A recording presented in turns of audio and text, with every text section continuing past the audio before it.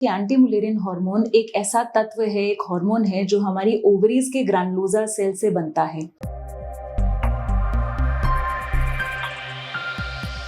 Namaste. I'm Dr. Puneet Kochhar. I'm an IVF specialist at Elixir Fertility Center in North Delhi.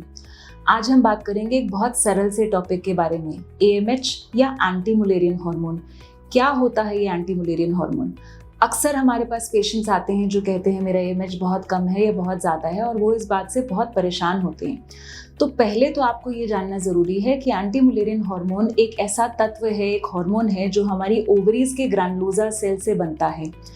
इससे हमें अंदाज़ा लगता है कि हमारा ओवेरियन रिजर्व कितना है। Now when we have a daughter, जब एक लड़की पैदा होती है, एक फीमेल चाइल्ड पैदा होता है, she is born with around 2 million follicles.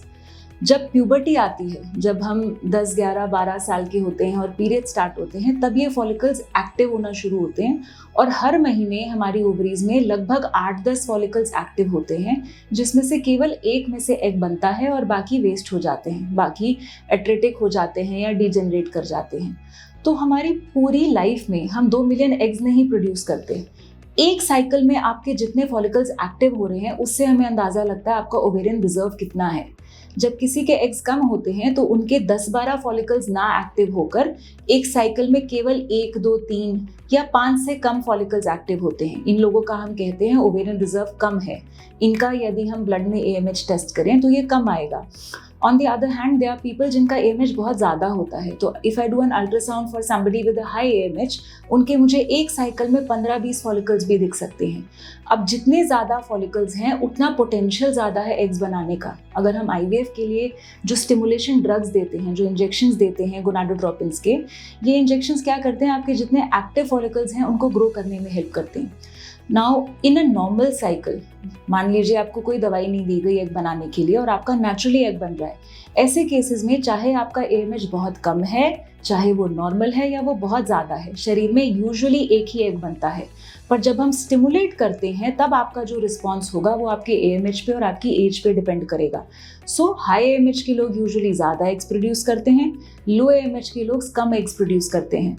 अब why are we worried about the AMH? The reason for that is basically because it indirectly reflects कि आपके पास कितना टाइम है कंसीव करने का और आपको कंसीव करने में दिक्कत आ सकती है या नहीं आ सकती।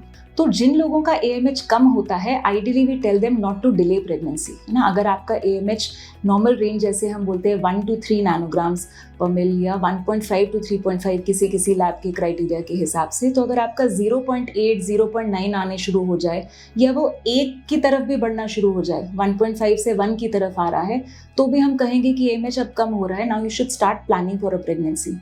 ज़रूरी नहीं है हर लो AMH के पेशेंट को IVF की ज़रूरत हो, but at least you should not delay conception. ऐसा नहीं होना चाहिए कि अभी मुझे और कुछ साल नहीं प्लान करना, और अगर ऐसा है तो आपको एग फ्रीजिंग के बारे में सोचना चाहिए। ऑन द अदर हैंड, अगर आपका AMH ज़्यादा है, अगेन पीपल आर वरिड मेरा AMH बहुत ज़्यादा है, it rarely affects the egg quality. Usually quality is not an issue. And yes, although I agree कि आपके पास टाइम ज़्यादा है, still overall just because AMH ज़्यादा है मैं ये नहीं कहूँगी अगले 3-4 साल प्रेगनेंसी ना प्लान करें ना। Still see a fertility specialist, get a tailor made advice done for you considering बाकी सारे क्राइटेरिया, कंसिडरिंग सीमन पैरामीटर्स क्या हैं, आपकी एज कितनी है, और किसी वजह से कोई दिक्कत तो नहीं आएगी। जैसे कि हाई AMH कई बार PCO के पेशेंट्स को होता है, PCOS में और भी प्रॉब्लम्स हो सकती हैं कंसीव करने में। सो केवल AMH कम या ज़्यादा होना घबराने की बात नहीं है। केवल AMH कम या ज़्यादा होने से IVF की ज़रूरत पड़ेगी, ऐसा बिल्कुल नहीं है। इनफैक्ट ये भी ज़रूरी नहीं है कि आपको AMH बढ़ाने या घटाने के लिए दवाइयाँ लेनी पड़े। बट अगर ऐसा है, and if you think you are worried about this, consult a doctor और consult a fertility specialist. Thank you.